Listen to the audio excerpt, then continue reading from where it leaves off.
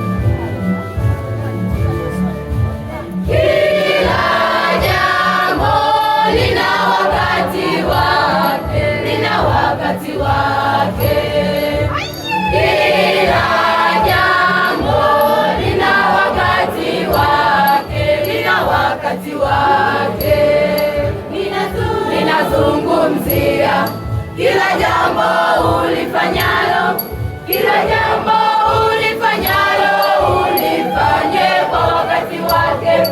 Kila jambo liwe kwa majira yake. Ninazungumzia kila jambo ulifanyalo, kila jambo ulifanyalo, ulifanye kwa wakati wake. Kila jambo liwe kwa majira yake.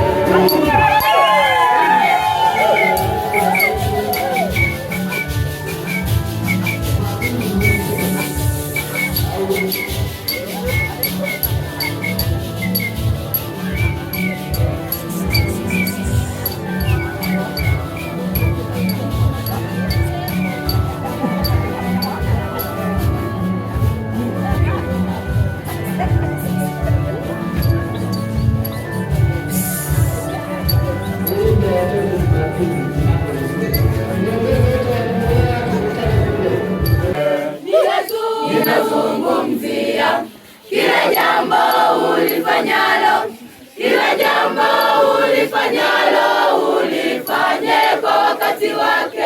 Kila jambo liwe kwa majira yake.